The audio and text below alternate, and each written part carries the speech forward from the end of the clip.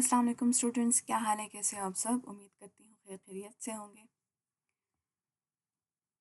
Welcome to on board university of Baltistan میں خوش آمدید آپ سب کو۔ کلاسز تو ہم نے آن لائن موڈ پہ رکھا ہے، تو یہ ریکارڈڈ لیکچر آپ تک پہنچ جائیں گے۔ اگر کوئی مسئلہ ہو، کوئی پرابلم ہو تو پھر آپ لوگ واٹس ایپ گروپ میں شیئر کر سکتے ہیں۔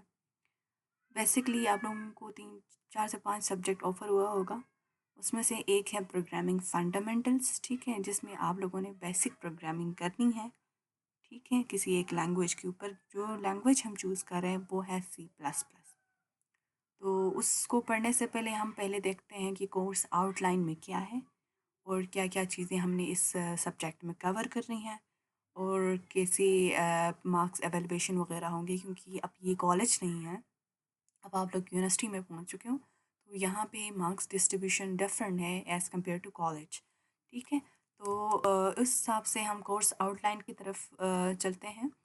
کورس آؤٹ لائن ہمارے پاس ہے یونیورسٹی آف بلتستان کا، جو کہ HSC کے مطابق یہی ہے۔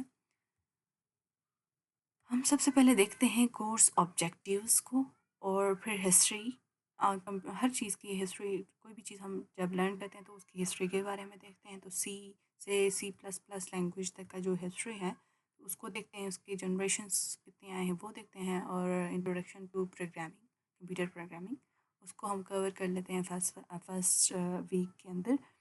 اور اس کے بعد ہم دیکھتے ہیں بیسک جو فرسٹ پروگرام جو آپ لوگوں نے لکھنا ہے، اور جو سیٹ اپ ڈیو کا آپ نے کرنا ہے، تو پھر وہ دیکھ لیتے ہیں، ٹھیک ہے، انسٹالیشن وغیرہ۔ پھر اس کے اندر جو کمپائلیشن وغیرہ پروسیسز کیسے ہوں گے وہ دیکھ لیتے ہیں۔ تھرڈ ویک میں ہم دیکھ لیتے ہیں، سب سے پہلے تو دیکھنا یہی ہے کہ کوئی بھی پرابلم ہو اس کو انالائز کیسے کرتے ہیں، پھر اس کے اکارڈنگ ہم نے الگوریتھم کیسے لکھنا ہے، سوڈو کوڈ کیسے لکھنا ہے، اور فلو چارٹ کیسے بنانی ہے۔ پھر جب پرابلم کے لیے فلو چارٹ وغیرہ ڈیزائن ہو جاتے ہیں تو ہم نے کسی بھی لینگویج کے اندر ہم نے کیا کرنا ہے، کوڈنگ کرنی ہے، ٹھیک ہے۔ جو لینگویج ہم چوز کریں گے وہ ہے C++، اور اس سے ریلیٹڈ ڈفرینٹ چیزیں ہم اس میں لرن کریں گے۔ اس کے بعد ہوگا جی ہمارے پاس فلو چارٹ، سوڈو کوڈ، یہ ڈپلیکیٹ آئے ہیں، چلیں اس کو اسکپ کر دیں فلو چارٹ کا، ٹھیک ہے۔ تو اس کے بعد ہم دیکھ لیتے ہیں ان پٹ، آؤٹ پٹ اور کمنٹس وغیرہ اس لینگویج کے اندر کیسے کرتے ہیں، اور ٹیکسٹ کو اگر اسکرین پہ پرنٹ کرنا ہے تو وہ کیسے کرتے ہیں یوزنگ پروگرامنگ لینگویج، ٹھیک ہے۔ تو اس کے اندر ڈفرینٹ کمنٹس وغیرہ لکھنا، multi line, single line comment, اس طرح بہت ساری چیزیں ہیں، اور بیسک آپ کے پاس آ جاتے ہیں ویریبلس وغیرہ بنانا، ویریبلس، اور اس کے علاوہ آپ کے پاس آ جاتے ہیں ڈفرینٹ ارتھمیٹک آپریٹرس وغیرہ، آپریٹرس کو یوز کرتے ہوئے ڈفرینٹ لاجک پرفارم کرنا، ٹھیک ہے، اور ریلیشنل آپریٹرس وغیرہ، لاجیکل آپریٹرس وغیرہ، یہ سب آپ لوگوں نے کرنا ہے۔ تو پھر آگے یہ ہمارے پاس آ جاتے ہیں ٹائپس آف ایرر، یہ ہم تھرڈ فورتھ لیکچر میں کور کر لیتے ہیں، ٹھیک ہے۔ اور F L statement, else if statement, یہ کنڈیشنل اسٹیٹمنٹس ہیں، ٹھیک ہے۔ اور یہ سوئچ اسٹیٹمنٹ کیا ہوتا ہے، ریپیٹیشنس، while loop, do while loop, for loop, یہ ساری چیزیں امپورٹنٹ ہیں، تو وہ ہم کور کر لیتے ہیں مڈ سے پہلے۔ اور مڈ کے بعد ہمارے پاس آ جاتے ہیں بریک اسٹیٹمنٹ، کنٹینیو اسٹیٹمنٹ، ٹھیک ہے۔ تو یہ چیزیں بیسکلی اس پروگرامنگ لینگویج میں ہم نے کیسے پروگرام لکھنا ہے اس کے لیے یہ چیزیں رکھا ہوا ہے، ٹھیک ہے۔ اگر آپ نے کوئی بھی ٹیکسٹ ہے وہ جسٹ اسکرین پہ ڈسپلے کرنا ہے، تو آپ اس میں کوئی ڈسپلے کا آپ کے پاس کی ورڈ ہے سی آؤٹ، ٹھیک ہے، اس کو یوز کرتے ہوئے آپ نے میسیج کو پرنٹ کرنا ہے اسکرین پہ، کنسول پہ، ٹھیک ہے۔ تو اس سے ریلیٹڈ اگر آپ نے اس کو ملٹیپل چیزوں کو ایک ساتھ لکھنا ہو تو وہ ساری چیزیں آپ اس میں کر سکتے ہو، ٹھیک ہے۔ تو اس کے لیے ہم پھر اس میں ہم ایریز کے بارے میں سرچ ان ایریز، ایرے کے اندر جب ہم کوئی ایرے بناتے ہیں تو اس کے اندر ویلیو سرچ کرنا ہو، لینئر سرچ کرنا ہو، یا کوئی بھی سرچنگ کرنی ہو تو وہ ہم کر سکتے ہیں، ٹھیک ہے۔ تو اس کے بارے میں تھوڑا بہت ہم دیکھ لیتے ہیں، سینٹیکس وغیرہ ہم زیادہ تر پریکٹیکل کی طرف چلتے ہیں، ٹھیک ہے۔ ابھی یہ تو کورس آؤٹ لائن ہے، ڈفرینٹ لائبریریز کے بارے میں پڑھتے ہیں، فنکشنز اور ریکرسیو فنکشنز کیا ہوتا ہے، فنکشن کے definition, declaration, function over loading, over riding, یہ ساری چیزیں ہم اس میں دیکھ لیتے ہیں، ٹھیک ہے۔ اوور رائڈنگ بیسکلی اس میں نہیں آتا، وہ اوپ کے کنسیپٹ میں آ جاتا ہے، بیسکلی ہم اس میں کہتے ہیں فنکشن اوور لوڈنگ کا کنسیپٹ، ٹھیک ہے۔ اور فائل ہینڈلنگ بھی اگر اس میں کور ہوتا ہے تو پھر ہم وہ بھی کر لیتے ہیں، اور فائل ان پٹ آؤٹ پٹ اسٹریمس کون کون سے ہیں وہ بھی ہم دیکھ لیتے ہیں. ٹھیک ہے، تو چلیں ہم سب سے پہلے چلتے ہیں لیکچر کی طرف. اور اس سبجیکٹ کو پڑھنے کے لیے آپ کے پاس کچھ ریکمینڈیڈ بکس بھی ہوتے ہیں جو کہ آپ کے پاس یہاں پہ مینشن کیا ہوا ہے. ریکمینڈیڈ بکس ہے جس کو ہم نے فالو کرنی ہے، اور ریفرنس بک ہے اسی سے ریلیٹڈ. اگر میں آپ کو کوئی ٹاپک پڑھاتی ہوں تو آپ لوگوں نے اسی ٹاپک کو ان ڈفرینٹ بکس سے بھی سرچ کرتے ہوئے اس کو بھی لرن کرنا ہے، اور اس کی کانسیپٹ کو مزید بہتر کر کے زیادہ لرن کرنا ہے. ٹھیک ہے، اب یہ کالج لائف تو ہے نہیں کہ ہم ایک ٹاپک پڑھائیں تو پھر وہی صرف آئیں. تو پھر آپ لوگوں نے یہ کرنا ہے کہ ڈفرینٹ جگہوں سے ڈفرینٹ مٹیریلس کو ایکسپلور کرنا ہے. گوگل سے کرنا ہے، انسائکلوپیڈیا سے کرنا ہے، اور ڈفرینٹ ریفرنس بک میں نے یہاں پہ مینشن کیا ہوا ہے، ان سے سرچ کرنا ہے. ٹھیک ہے، تو وہ اوور آل ایک ہی کانسیپٹ کو ملٹیپل جگہوں سے آپ لوگوں نے ایکسپلور کرنا ہے. تو ہمارے یہاں پہ کورس اسٹرکچر جو ہے وہ ڈفرینٹ ہے ایز کمپیئر ٹو کالج. یہاں پہ میڈ ہوتا ہے 25 مارکس کے، اور اس کے بعد اسائنمنٹس ہوتے ہیں 3 to 5 ہم اسائنمنٹس آپ کو دیں گے.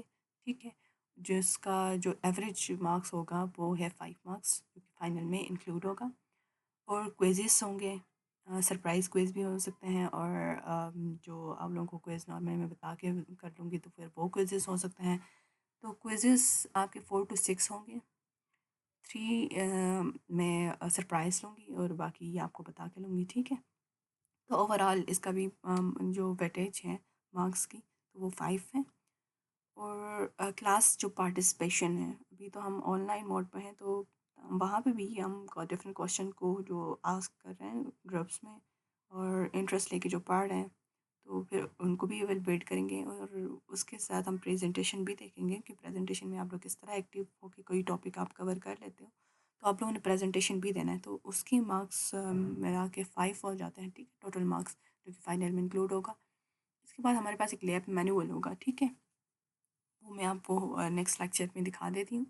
نیکسٹ لیکچر میں آپ کو پرووائڈ بھی کر لوں گی. ٹھیک ہے، آپ نے وہ سولو کرنا ہے، اور جو پروگرامس جو کہ سلائڈ میں ہوگا یا لیب میں ہوگا ان سب کو آپ نے اسی لیب مینول میں انکلوڈ کرنی ہے. ٹھیک ہے، ایٹ دا اینڈ ہم ایویلویٹ کریں گے اور اس کو ویٹیج دیں گے 10 مارکس کے. ٹھیک ہے، اور پروجیکٹ پریزنٹیشن اور پروجیکٹ مینول وغیرہ آپ لوگوں نے بنانی ہے. ٹھیک ہے، ایک پروجیکٹ فائنل ایک پروگرامنگ لینگویج آپ نے کر لی تو اسی کے اندر آپ نے ایک پروجیکٹ بنانی ہے. ٹھیک ہے، کوئی بھی پرابلم آئیڈینٹیفائی کرنا ہے، پھر اس پرابلم کے اکارڈنگ آپ نے پروگرامنگ لکھنی ہے اور پروجیکٹ مینول بھی بنانی ہے. ٹھیک ہے، پریزنٹیشن بھی دینی ہے. تو ان سب کے ویٹیج جو ہیں وہ 10 مارکس ہیں ملا کے. پھر فائنل آپ کے ہوتے ہیں 40 مارکس کے. تو ان سب کو کیلکولیٹ کر کے 25 + 5 5 5 10 اور 40 کو ملا کے آپ کے پاس ہوتا ہے ٹوٹل 100 مارکس جو کہ ایک سیمسٹر کا ویٹیج ہے. ٹھیک ہے، تو اس طرح سے آپ لوگوں نے مارکس گین کرنا ہے. ہر چیز کو دیکھنا ہے. آپ لوگوں نے کسی چیز میں لیگ نہیں کر جانی ہے، وہ پھر افیکٹ پڑتا ہے پھر آپ کے فائنل مارکس کے اوپر. ٹھیک ہے، یہ سبجیکٹ جو ہے وہ 4 کریڈٹس کا ہے. بیسکلی 3 آپ کے پاس تھیوری کا ہے، 1 آپ کے پاس پریکٹیکل کا ہے. ٹھیک ہے، تھیوری پلس لیب ورک ہے. ہم لیب ورک پہ زیادہ فوکس کریں گے، اور میں ساتھ ساتھ لائیو آپ لوگوں سے سیشن بھی کروں گی جو کہ زوم پہ ہوگا. اور اس میں نے آپ لوگوں کا جو ہے نام پکارنا ہے اور ان سے کہنا ہے کہ ہاں یہ اپنا اسکرین شیئر کریں اور یہ پروگرام کر کے دکھائیں، یہ مجھے بتا دیں اس کا کیا آنسر ہوگا. تو اس طرح میں ڈفرینٹ کوشچن آنسرنگ وغیرہ کروں گی. ٹھیک ہے، لائیو سیشن میں اس کی بھی اسکرین ریکارڈنگ ہوگی تو پھر وہ بھی اپلوڈ ہوگا. تو پھر آپ لوگ کوشچن بھی اسی حساب سے نیکسٹ لیکچر کے لیے تیار کیجیے گا. ٹھیک ہے، کوشچن جو آنسر کوشچن جو لیکچر سے ریلیٹڈ کوشچن آنسرنگ ہوگی تو اس کو آپ نے پریپیئر کرنا ہے. آج کا جو ایجنڈا ہے، کیونکہ ہم پروگرامنگ تو پڑھ رہے ہیں لیکن سب سے پہلے اس کی بیسکس کو تو ہم نے دیکھنا ہے نا کہ اوور آل کمپیوٹر کے بارے میں ہم نے دیکھنا ہے، سافٹ ویئر کے بارے میں، ٹائپ آف سافٹ ویئر کے بارے میں، پروگرامنگ خود کیا ہوتی ہے، پروگرامنگ کمپیوٹر لینگویجز کون کون سے ہیں، ہسٹری آف لینگویجز کون کون سے کیا ہے، اور اس کے بعد high level low level languages کیا ہیں، اور لینگویج پروسیسرز کیا ہیں، کمپائلر اینڈ انٹرپریٹر میں کیا ڈفرینسز ہیں، اور جو پروگرام آپ لوگ لکھتے ہیں اس کا پورا ایگزیکیوشن کس طرح ایگزیکیوٹ ہوتا ہے، اس کا پورا لائف سائیکل جو ہے وہ میں آپ کو یہاں پہ صحیح سے ایکسپلین کروں گی اور آپ لوگوں نے صحیح سے انڈرسٹینڈ کرنا ہے. کوئی بھی چیز اگر آپ لوگ کر رہے ہو تو پھر اس کا ایگزیکیوشن لائف سائیکل ہوتا ہے، اور اس کو ہم صحیح سے انڈرسٹینڈ کریں تو ہمیں ایزیلی ہم وہ چیز کر سکتے ہیں. کوڈنگ کرنی ہو تو ہمیں اس کا بیک اینڈ میں کیا ہو رہا ہے، کس طرح سے وہ ایگزیکیوٹ ہو رہا ہے، وہ پتہ ہونی چاہیے. تو اس حساب سے ہم یہاں پہ یہ بھی دیکھ لیتے ہیں. ٹھیک ہے، پھر ہم چلتے ہیں سی پلس پلس کی طرف اور اس کی بیسک سینٹیکس کے اوپر. ٹھیک ہے، ابھی ہم نے جیسا آپ کو دکھانا ہے کہ پروگرامنگ سی پلس پلس میں اس طرح سے ہوتا ہے. پھر ہم نیکسٹ لیکچر میں ہم جائیں گے انسٹالیشن کی، اس کی جو آئی ڈیز کو ہم انسٹال کریں گے، آئی ڈیز کیا ہے اس کے بارے میں ہم دیکھ لیتے ہیں. ٹھیک ہے، تو آج کا لیکچر ہم اسٹارٹ کرتے ہیں what is programming, what is computer سے. جیسے کہ آپ سب کو پتہ ہے الیکٹرانک ڈیوائس تو ہے، لیکن یہ کیا کرتا ہے، بیسکلی کام کیا کرتا ہے. اب یہ تو ہمارے پاس یہ ہے کہ باقی جو ادر ڈپارٹمنٹ کے اسٹوڈنٹس ہیں وہ کہیں گے نا الیکٹرانک ڈیوائس ہے. باقی آپ لوگوں نے تھوڑا سا مزید انفارمیشن کو جوڑنا ہے. Electronic device for storing data کیا کرتے ہیں، اسٹور کرتے ہیں اینڈ پروسیس کرتے ہیں ڈیٹا کو نا. کوئی بھی ڈیٹا ہو اس کو اسٹور اور پروسیس کرتے ہیں. آپ کس کے اکارڈنگ ٹو دا انسٹرکشن. مین چیز ہمارے پاس یہ ہے، اکارڈنگ ٹو دا انسٹرکشن. اب یہ انسٹرکشن کون دیتا ہے، یوزر دیتا ہے. It accept instruction from the user. ٹھیک ہے، اب یوزر جو کہیں گے، جو انسٹرکشن دیں گے کمپیوٹر کو، وہ وہی پرفارم کرے گا. بیسکلی کمپیوٹر کے پروگرامس بھی اسی انسٹرکشن کی بیس پہ ہم کر لیتے ہیں. ٹھیک ہے، ہم کمپیوٹر کو انسٹرکشن دیتے ہیں. اب انسٹرکشن کس بیس پہ پرفارم ہوتا ہے، یعنی as per the given instruction. جو انسٹرکشن آپ دے رہے ہو کمپیوٹر کو، اٹ پرفارم سم کیلکولیشن. اگر آپ نے انسٹرکشن کیلکولیشن بیس دیا ہوا تو وہ کیلکولیشن پرفارم کریں گے. اینڈ ریلیز اور پروڈیوس آؤٹ پٹ. اب اس انسٹرکشن کے بیس پہ آپ کے پاس آؤٹ پٹ ہوگا. اگر آپ نے کیلکولیشن پرفارم کرنی ہے تو کیلکولیشن کرنے کے بعد جو رزلٹ ہوگا وہ ایز این آؤٹ پٹ آپ کو مل جائیں گے. That is useful to the user, جو کہ یوزر کے لیے یوزفل ہوگا. تو اوور آل کیا ہوا، کمپیوٹر کا definition, electronic device for storing and processing data according to the instruction. It accepts the instruction from the user. As per the given instruction, it performs some calculations, release or produce. Release کرنا یا produce کرنا same ہے، آپ کچھ بھی لکھ سکتے ہیں. In out put that is useful to the user. Basically ایسے کام کرتے ہیں کمپیوٹر. ٹھیک ہے، اب اس کو ہم دیکھتے ہیں اندر ڈیفینیشن وے میں کہ آپ اس کو اس طرح ڈیفائن بھی کر سکتے ہیں. Machine which can take instruction and perform computation based on those instruction. computer performs. ٹھیک ہے، کمپیوٹیشن پرفارم کرتا ہے. جو آپ نے انسٹرکشن دیا ہے اس کے بیس پہ وہ کمپیوٹیشن پرفارم کرتا ہے. کمپیوٹیشن پرفارم کرنا یعنی پروسیس کرنا، کوئی بھی ڈیٹا اس کے اوپر کیلکولیشن پرفارم کرنا.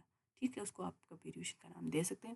اب مشین ہاں، تو تیسرا آپ یہ بھی کہہ سکتے ہو کہ یہ ایک مین میڈ مشین ہے.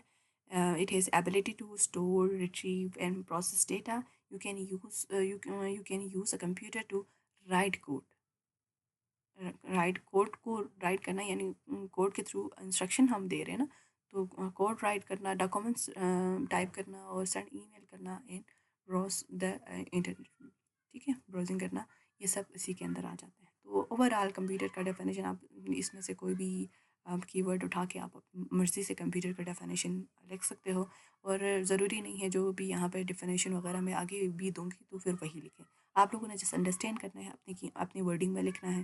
میں لاجکس کے اوپر، سینٹیکس کے اوپر زیادہ فوکس کروں گی، نہ کہ یہ سینٹنس جو آپ لکھ رہے ہیں وہ. ہاں، بس اتنا ہونا چاہیے کہ مجھے سمجھ آ جائے آپ یہ کہنا چاہ رہے ہیں، اور یہ بیسک کی ورڈس ہیں وہ مسٹ ہونی چاہیے. ٹھیک ہے، تو اس کے بعد ہم دیکھتے ہیں کہ کمپیوٹر کے اندر ہم جب انسٹرکشن دیتے ہیں وہ تو ہم ان پٹ ڈیوائس کے تھرو دے دیتے ہیں. ٹھیک ہے، اور کمپیوٹر کیا کرتے ہیں، وہاں سے کوئی بھی چیز پرفارم کرنی ہو اس کو انڈرسٹینڈ کرتا ہے سی پی یو. ٹھیک ہے، سینٹرل پروسیسنگ یونٹ. اس کے اندر کس طرح پرفارم ہونا ہوگا یہ ہم وان نیومن آرکیٹیکچر اگر اس کورس میں ہے تو پھر ہم اس کو بھی ڈیٹیل میں ڈسکس کر لیتے ہیں. ٹھیک ہے، پروسیس کرتے ہیں. پھر وہ اس کے بعد ہو جاتا ہے اگر آپ اس انسٹرکشن کے تھرو جو بھی ڈیٹا پرفارم اور پروسیس پرفارم ہو رہی ہے، ایڈیشن وغیرہ یا کچھ بھی پرفارم ہو رہی ہے، تو آپ پروسیس کرنے کے بعد اس کو اسٹور بھی کر سکتے ہیں یا ڈائریکٹ آپ ڈسپلے بھی کر سکتے ہیں. اسٹور کرنا یہ آپ کے پاس آپشنل ہے. اگر آپ نے 2+2 انسٹرکشن دیا تو ایڈیشن پرفارم ہوگا اندر، پھر وہاں پہ آپ کو 4 آؤٹ پٹ میں مل جائیں گے. اگر آپ اسٹور کرنا چاہتے ہو آپ اسٹور بھی کر سکتے ہو میموری کے اندر. ٹھیک ہے، تو یہ بیسک اسٹیپس ہیں کمپیوٹر کے. تو کمپیوٹر سسٹم کے اندر 4 مین پارٹس ہیں. ایک ہمارے پاس ہے ہارڈ ویئر، ایک سافٹ ویئر، ایک ڈیٹا، ایک یوزر. ٹھیک ہے، اب hard where and soft where کا آپ سب کو آئیڈیا ہوگا، لیکن ہم ایک دفعہ دوبارہ ریوائز کرتے ہیں کیونکہ بیسک ہم نے اس میں کور بھی کرنی ہے اور اسی کو لائن کرتے ہوئے آگے لے کے جانا ہے، ٹھیک ہے؟ تو ہارڈ ویئر بیسکلی آپ کو پتہ ہے ٹینجیبل چیزیں ہیں جو کہ آپ کے پاس ابھی موجود ہیں، موبائل فون ہو یا جو بھی کی بورڈ یا ماؤس وغیرہ، جو بھی ٹینجیبل چیزیں ہیں، اسکرین مانیٹر وغیرہ جو بھی ہیں وہ آپ کے پاس ہارڈ ویئر کے اندر آ جاتے ہیں۔ اور اس کے اندر ڈفرینٹ اور بھی چیزیں آپ کہہ سکتے ہو، اگر ایکسٹرنل ڈیوائسز وغیرہ کنیکٹ کیا ہوا تو وہ بھی آپ کے پاس ہارڈ ویئر میں آ جاتے ہیں، اور اسپیکر وغیرہ بھی آ جاتے ہیں، اور ہارڈ ویئر کی کوئی بھی اور چیز جو ریلیٹڈ ہو اس سے جو کہ ٹینجیبل ہو تو آپ اس کو ہارڈ ویئر میں ایڈ کر سکتے ہیں، ٹھیک ہے؟ اس میں آپ ایز این ایگزامپل لکھ سکتے ہو۔ اور اس کے بعد آتا ہے سافٹ ویئر۔ سافٹ ویئر جو کہ آپ مین چیز تو ہم نے سافٹ ویئر پہ ہی کام کرنی ہے نا، تو پھر سافٹ ویئر کیا ہے وہ بھی انڈرسٹینڈ کرنا چاہیے۔ تو دا نان ٹینجیبل، جو آپ وہ چیزیں جو کہ ٹینجیبل نہ ہو وہ آپ کے پاس سافٹ ویئر ہے جو کہ ہم ہمیشہ پڑھتے آئے ہیں، تو جو کہ کمپیوٹر کو کیا بتاتے ہیں، اب سافٹ ویئر کمپیوٹر کو یہ بتاتے ہیں کہ اس نے کام کیسے کرنا ہے، جو کام ہم اسے دے رہے ہیں اس کو کیسے کرنا ہے۔ تو naan tangible part they tells computer how to do it's job, ٹھیک ہے؟ جاب مینس جو بھی ٹاسک ہم دے رہے ہیں تو وہ اس کے لیے جاب ہم اس کو کہہ سکتے ہیں، ٹھیک ہے؟ تو وہ کس طرح سے پرفارم کرنی ہے۔ Computer soft where is a set of instruction, اب دیکھو یہاں پہ بھی سیٹ آف انسٹرکشن کے اوپر کام ہو رہا ہے، ٹھیک ہے؟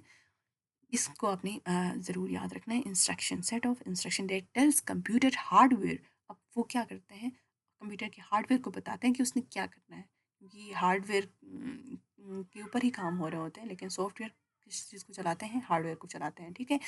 اب سافٹ ویئر کو وہ کیا بتاتے ہیں، واٹ ٹو ڈو، کیا کام کرنا ہے، the computer will work according to the instruction given to it, اب وہ خود سے کوئی کام نہیں کرتا، کمپیوٹر کوئی بھی کام خود سے نہیں کرتا جب تک کہ یوزر اس کو انسٹرکشن نہ دیں، ٹھیک ہے؟ تو اس طرح کی چیزیں وہ سب آ جاتے ہیں سافٹ ویئر کے اندر، ٹھیک ہے؟ آپ اس کے ایگزامپل میں آپ ڈفرینٹ چیزیں آپ لے سکتے ہو، لائک سافٹ ویئر کے اندر کیا ہو سکتا ہے، جو ایم ایس ورڈ آپ لوگ استعمال کرو گے، پاور پوائنٹ استعمال کرو گے، یہ ساری چیزیں سافٹ ویئر سے۔ آپ سافٹ ویئر کے اندر مزید اس کے آتے ہیں، ایک سسٹم سافٹ ویئر آتا ہے، اپلیکیشن سافٹ ویئر آتے ہیں، تو پھر وہ ہم آگے کور اپ کر لیتے ہیں، ٹھیک ہے؟ ابھی اس کے اندر ایک اور پارٹ ہے، وہ ہے ڈیٹا۔ مین چیز تو ہم نے ڈیٹا کے اوپر ہی پروسیسنگ کرنی ہے، ڈیٹا کے اوپر ہی آپ نے چیزوں کو کرنا ہے، ڈیٹا کو دیکھ کے ہی ہم ڈفرینٹ انسٹرکشن پرفارم کر کے بتائیں گے اس ڈیٹا کے اوپر یہ چیز کرو، یہ نہ کرو، ٹھیک ہے؟ تو یہ چیز ہم دیکھ لیتے ہیں، ڈیٹا خود کیا ہے۔ Data is a computer can be نہیں، data is a number, data in a computer کے اندر ڈیٹا کیا ہے، نمبرس ہو سکتا ہے، ٹیکس ہو سکتے ہیں، امیجز ہو سکتے ہیں، آئیڈیوز ہو سکتے ہیں، موویز ہو سکتے ہیں، کوئی بھی چیز ہو وہ آپ کے پاس ڈیٹا کہلاتے ہیں کمپیوٹر کے اندر، ٹھیک ہے؟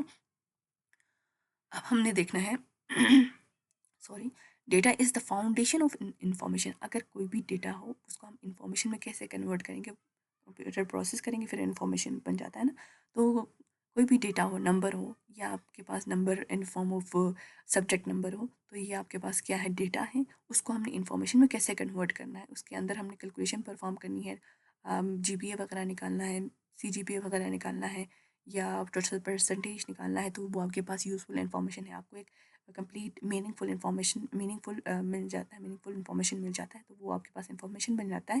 اوور آل ڈیٹا جو سبجیکٹ وائز جو نمبر ہے، مارکس ہے، تو وہ آپ کے پاس ڈیٹا ہو سکتا ہے، ٹھیک ہے؟ اب یہ بھی ہے کہ ڈیٹا کہیں پہ انفارمیشن اپنے آپ کو شو کر رہے ہوتے ہیں، کبھی کوئی انفارمیشن کہیں پہ ایز اے ڈیٹا یوز ہو رہے ہوتے ہیں، ٹھیک ہے؟ تو وہ ہم آگے دیکھ لیتے ہیں۔ اب دیکھو یہاں پہ مارکس ہے، اٹس یہ بھی آپ کے پاس کبھی انفارمیشن ہو سکتا ہے، اگر آپ نے پورا رزلٹ نکالنا ہو تو اس کے لیے وہ ڈیٹا کنسیڈر ہوگا، تو پھر جو پرسنٹیج آپ نکالیں گے اسی مارکس سے تو وہ آپ کے پاس انفارمیشن ہوگا، ٹھیک ہے؟ تو یہ والا ہو گیا۔ اب یہاں پہ ہے data is the foundation of information which is derive from processed data, اب کہاں سے یہ ڈیرائیو ہوگا، جب ہم کسی بھی ڈیٹا کے اوپر پروسیسنگ کرتے ہیں، کیلکولیشن وغیرہ پرفارم کرتے ہیں، کمپیوٹیشن کرتے ہیں، تو وہ آپ کے پاس انفارمیشن یعنی میننگ فل فارم میں آ جاتے ہیں، جو کہ انفارمیشن ہے، اس طرح سے وہ کنورٹ ہوتا ہے، ٹھیک ہے؟ تو اس لیے ہم نے کہا ہے کہ انفارمیشن جو ہے فاؤنڈیشن ہے ڈیٹا کا۔ اب یوزر، جو آپ کمپیوٹر کو استعمال کرتے ہیں وہ آپ کے پاس یوزر ہے، user is an essential part of computer system, user کے بغیر کوئی انسٹرکشن نہیں دیں گے تو وہ کمپیوٹر کو پرفارم نہیں کریں گے، تو وہ کمپیوٹر کسی کام کا نہیں ہے، تو user is the essential part of computer system. اب user are those who right computer programs, اب وہ یوزر کون ہو سکتا ہے جو کہ کمپیوٹر کے پروگرامس لکھتے ہوں، اور those who interact with the computer. کسی بھی پرپز کے لیے جب آپ کمپیوٹر سے انٹریکٹ کرتے ہو، یعنی موبائل فون سے بھی آپ انٹریکٹ کرتے ہو، تو آپ کسی بھی پرپز کے لیے جو کرتے ہو وہ آپ کے پاس کیا ہے؟ یوزر. اس کو آپ یوزر کہہ سکتے ہو. تو وہ ابھی آپ جو لیپ ٹاپ یا موبائل یوز کر رہے ہو تو آپ ایز این یوزر ہے. ٹھیک ہے، آپ کسی لرننگ پرپز کے لیے آپ یہاں پہ آئے ہو اور لیکچر سن رہے ہو، تو اس طرح سے ہیں. ٹھیک ہے، اب ہم نیکسٹ کی طرف چلتے ہیں سافٹ ویئر. اب سافٹ ویئر ہم نے دیکھ لیا تھا کہ کیا ہے، سیٹ آف انسٹرکشن ہے. ٹھیک ہے، use to operate a computer, اور ایک اسپیسیفک ٹاسک کو ہم کروانے کے لیے دے دیتے ہیں. اسپیسیفک ٹاسک بھی ہو سکتے ہیں، what to do and how to do. ہم اسپیسیفک ٹاسک کو بتا دیں گے کہ یہ اس ٹاسک کو اس طرح سے بھی کرنا ہے. ٹھیک ہے، تو اس طرح سے ہم اس کو آپ ڈیفائن کر سکتے ہو. اب اس کے اندر مزید دو اس کے ٹائپس ہیں، ایک سسٹم سافٹ ویئر ہے، ایک اپلیکیشن سافٹ ویئر ہے. ٹھیک ہے، سسٹم سافٹ ویئر کون کون سے ہیں اور اپلیکیشن سافٹ ویئر کون کون سے ہیں وہ ہم آگے دیکھتے ہیں. اب دیکھو یہاں پہ دو کنسیپٹ ہیں، ہارڈ ویئر کا اور سافٹ ویئر کا، جس کو ہم نے آگے پہلے لرن کیا ہے. ٹھیک ہے، اب ہارڈ ویئر کے بغیر سافٹ ویئر کا کوئی مطلب نہیں ہے، یوزفل ہی نہیں ہے. اب سافٹ ویئر نہ ہو تو ہارڈ ویئر کا کوئی بھی مطلب نہیں ہے، کوئی بھی مطلب اس کو ہم یوزفل نہیں بنا سکتے نا. اب اس لیے ہم اس کو کہہ سکتے ہیں hard where needs soft where to be useful and the soft where needs hard where to be useful. یعنی دونوں ایک دوسرے پہ فلی ڈپینڈنٹ ہے. اگر آپ کے پاس صرف کمپیوٹر ہو، اس کے اندر کوئی بھی سافٹ ویئر انسٹال نہ ہو، تو آپ اس کمپیوٹر کا کیا کریں گے؟ آپ وہاں پہ کچھ بھی نہیں چلا سکتے. جسٹ آپ کے پاس ایک ہارڈ ویئر ہوگا. تو اگر ہم اس میں سافٹ ویئر انسٹال کر لیں، ونڈوز کروا دیں، تو پھر آپ اس کو یوز کر سکتے ہیں. آپ کے پاس کیپیبلٹی ہوگی، آپ اس کے اندر ڈفرینٹ ٹاسک پرفارم کریں. ٹھیک ہے، تو ہارڈ ویئر بالکل فلی ڈپینڈنٹ ہے سافٹ ویئر پہ، اور سافٹ ویئر فلی ڈپینڈنٹ ہے ہارڈ ویئر پہ. سافٹ ویئر سیلف خود بھی کچھ کام نہیں کر سکتا. اگر ہمارے پاس ہارڈ ویئر ہو تبھی ہم اس کے اوپر رن کروا سکتے ہیں. ٹھیک ہے، تو یہ ہے آپ کے پاس کمپیوٹر سافٹ ویئر کا relation soft where and hard where کے اوپر. When the user needs some thing done by the computer, he she gives an instruction to the soft where. اب دیکھو، جب بھی ہم نے انٹریکشن کرنی ہو کمپیوٹر ہارڈ ویئر سے، ہم ڈائریکٹلی انٹریکٹ تو نہیں کر سکتے.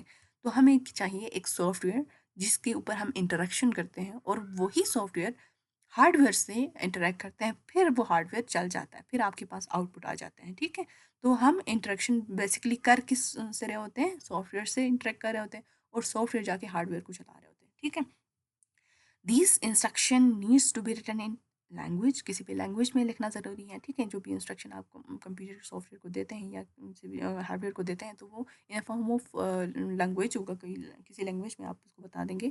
That is readily understood by the computer processor, جو کہ کمپیوٹر پروسیسر اس کو انڈرسٹینڈ کریں گے اور اسی حساب سے رسپونڈ کریں گے. ٹھیک ہے، تو اپلیکیشن سسٹم سافٹ ویئر تو ہم نے دیکھ لیا، جو کہ کیا کرتا ہو، ڈائریکٹلی انٹریکٹ کرتا ہو کمپیوٹر ہارڈ ویئر سے. وہ آپ کے پاس سسٹم سافٹ ویئر کہلاتے ہیں. Programmes that are generally perform the back ground task. ہمیں نظر تو نہیں آتا، وہ بیک گراؤنڈ میں چل رہا ہوتا ہے. ٹھیک ہے، جیسے کہ ہمارے یہاں پہ ونڈوز چل رہا ہے نا، ونڈوز جو پروسیسنگ وغیرہ کر رہے ہیں، تو وہ تو ہمیں نظر نہیں آ رہا.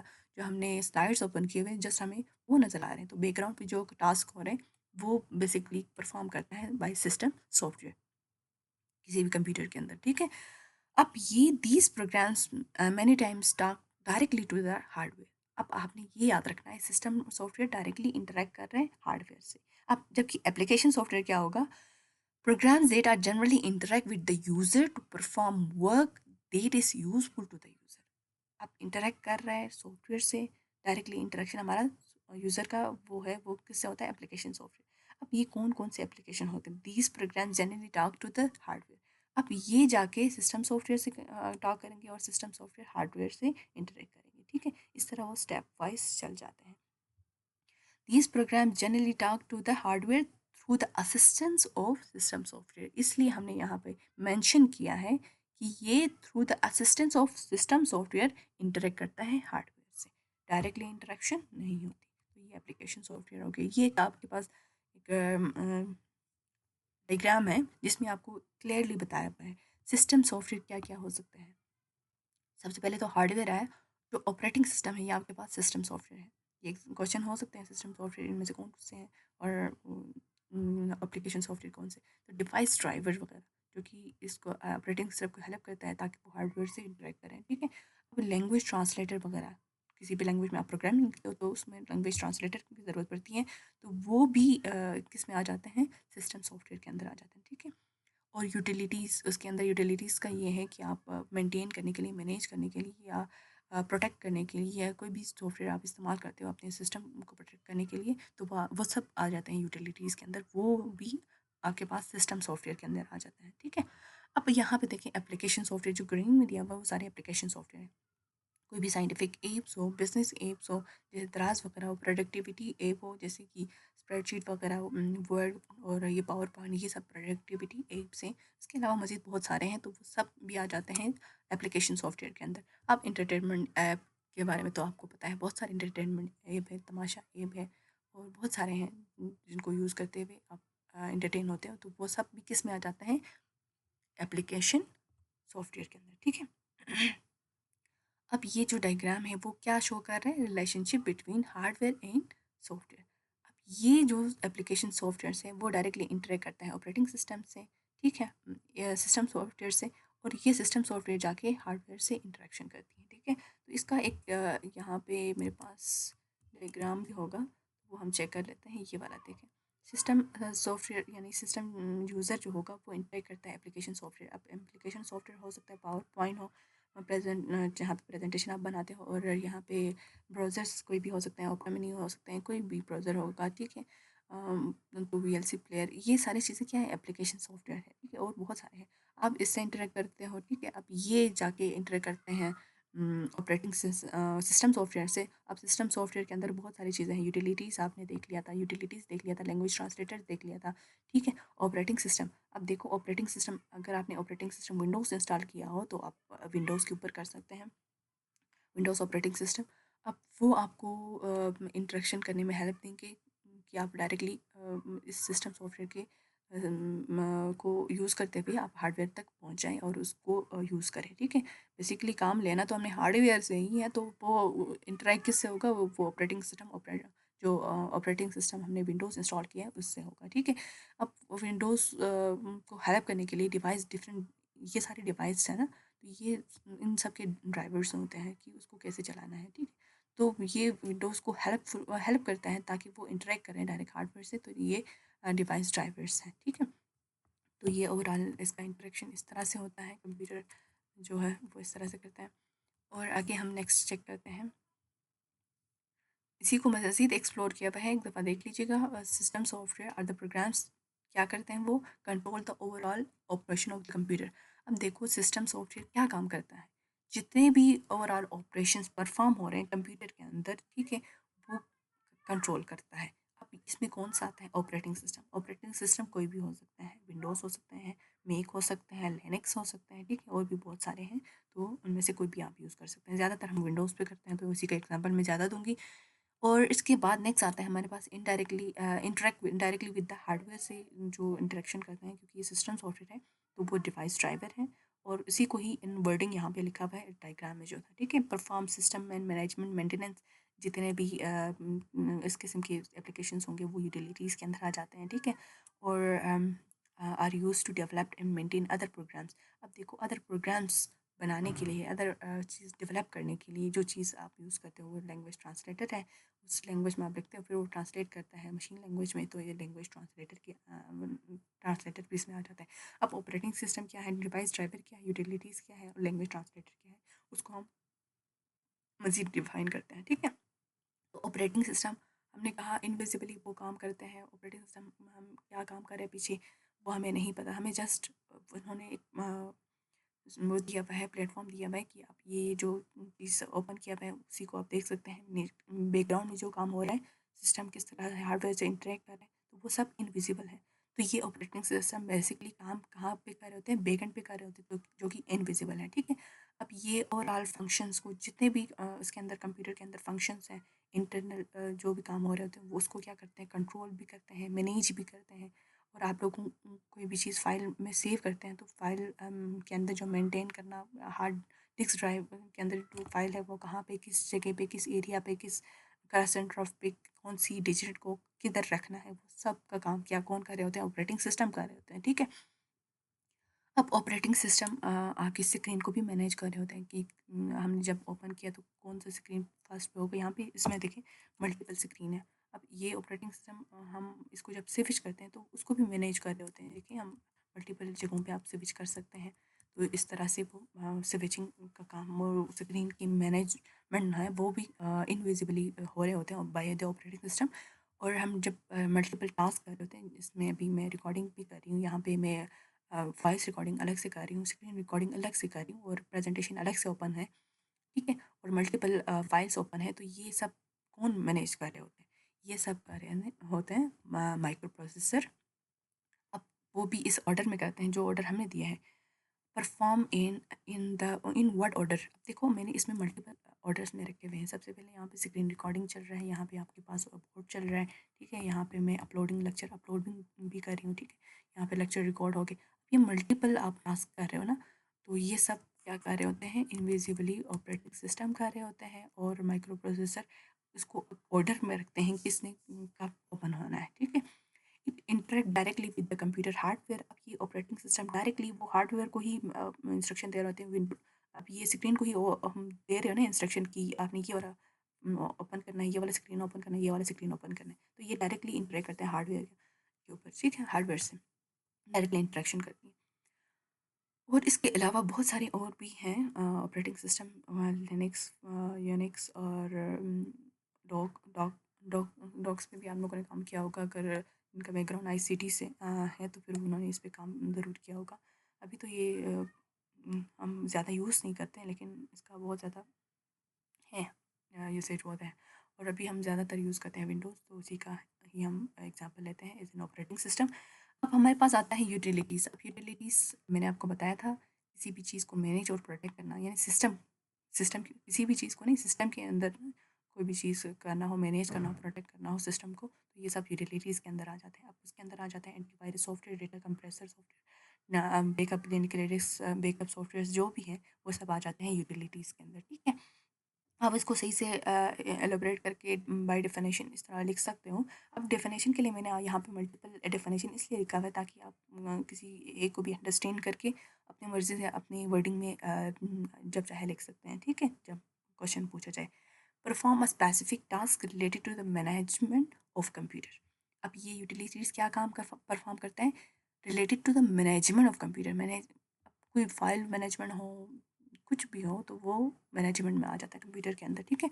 It is use to manage file भी हो सकता है, फोल्डर भी हो सकता है, बैकअप डेटा रखने के लिए, या हार्डवेयर को डिटेक्ट हुआ है कि नहीं वो सारी चीज़ों को मैनेज करने के लिए, सॉफ्टवेयर के अंदर जो भी प्रॉब्लम्स आते हैं उसको करने के लिए, and detect and remove, detect करना, फिर उस वायरस को रिमूव करना। कोई भी वायरस आते हैं तो उसको डिटेक्ट भी करना होता है ना फायरवॉल से, तो फिर वो डिटेक्ट करके उसको रिमूव करना। ये सारे इस तरह के सारे एप्लीकेशंस जो भी आते हैं वो आपके पास आते हैं यूटिलिटीज़ के अंदर, ठीक है।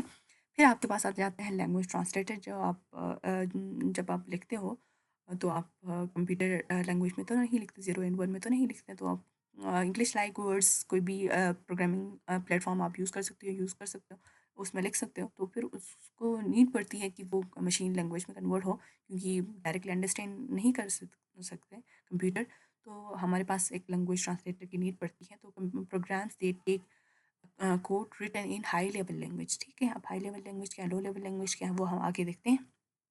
अब high level language English like words में आपने लिखा, उसको ट्रांसलेट करना है लो लेवल लैंग्वेज में, यानी 0 and 1 लैंग्वेज में, जो कि प्रोसेसर को डायरेक्टली अंडरस्टैंड हो। वो हमारी इंग्लिश को नहीं समझ सकते, हमारी इंस्ट्रक्शन पहले हम इंग्लिश लाइक वर्ड्स में हम देते हैं, वो पीछे जाके कन्वर्ट होता है, यानी वो लैंग्वेज उसको ट्रांसलेट करता है। एक ट्रांसलेटर है जो कि ट्रांसलेट करता है 0 and 1 में, उसको जब ट्रांसलेट कर लेते हैं तब जाके वो प्रोसेसर उस बात को अंडरस्टैंड कर लेते हैं, ठीक है। फिर वो इसी हिसाब से वो रिस्पॉन्ड करते हैं।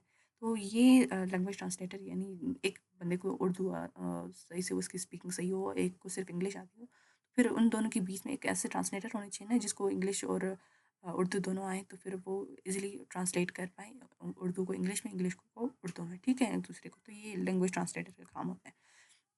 अब ये डिवाइस ड्राइवर ये सब भी आता है इसके अंदर, सिस्टम सॉफ्टवेयर के अंदर। उसका आप एक दफ़ा देख लीजिएगा। अगर आप न्यूली कोई भी यहाँ पे डिवाइसेस, एक्सटर्नल डिवाइसेस में ऐड करते हैं, تو پھر اس کا ایک ڈرائیور ہوتا ہے جو کہ انسٹال کرنا پڑتا ہے، جس میں یہ اس ڈرائیور کا کیا مقصد ہوتا ہے، ڈرائیور بیسکلی یہ ہے کہ اس ڈیوائس نے، اس ہارڈ ویئر نے کس طرح سے پرفارم کرنی ہے وہ اس میں انسٹال کرنی ہے، کس طرح سے ورک فلو اس کا ہوگا، وہ ایز این انسٹرکشن الگ سے ایک ڈرائیور میں موجود ہوتا ہے، جو کہ اس میں اس کام کو اس طرح پرفارم کرنا ہے وہ لکھا ہوتا ہے، وہ انسٹرکشن لکھے ہوتے ہیں، وہ آپ کے پاس ڈیوائس ڈرائیور ہے، ٹھیک ہے۔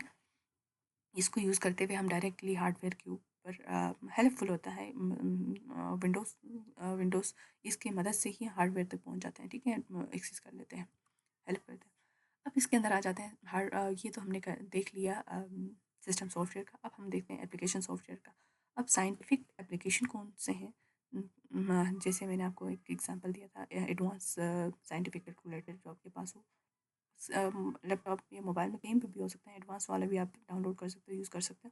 میتھمیٹکا بھی ہے ایک سافٹ ویئر، ایک ہے آٹو کیٹ، اگر کسی نے استعمال کیا ہوتا ہے، کورل ڈرا ہے جس میں آپ ڈفرینٹ ڈیزائننگ وغیرہ کر سکتے ہیں، ٹھیک ہے، اور بہت سارے ہیں گرافک سافٹ ویئرس، جو بھی چیزیں آتے ہیں وہ سب آ جاتے ہیں scientific engineering and graphic soft where, یہ سب اپلیکیشن سافٹ ویئر کے اندر آ جاتے ہیں۔